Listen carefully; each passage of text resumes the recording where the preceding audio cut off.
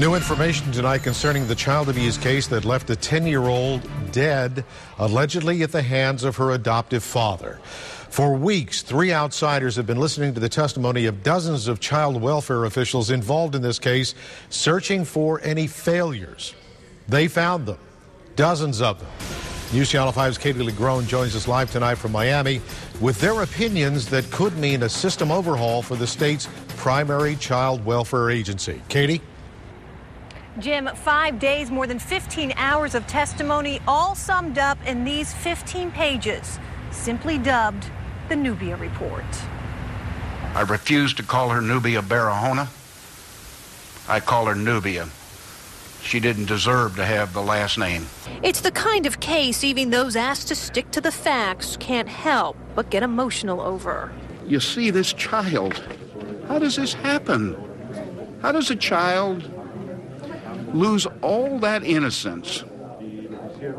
And she hadn't even reached 11 years old.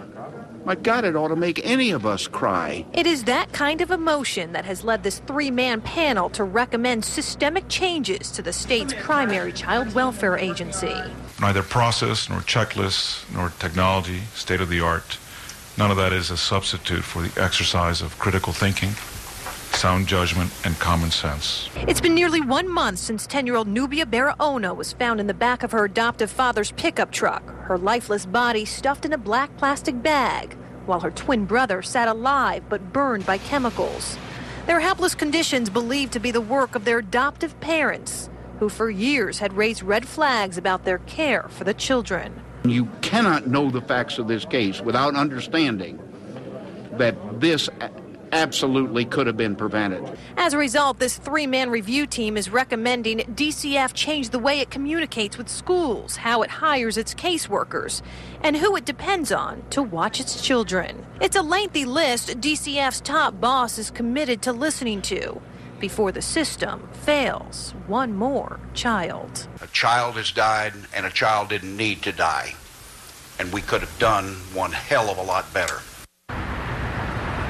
And the man in charge of DCF is reviewing this report as we speak. He's expected to respond to it next week, but DCF knows it made mistakes. In the words of one DCF official today here in Miami, he said, "We failed miserably." Live in Miami, Katie LaGrone, WPTV News Channel 5.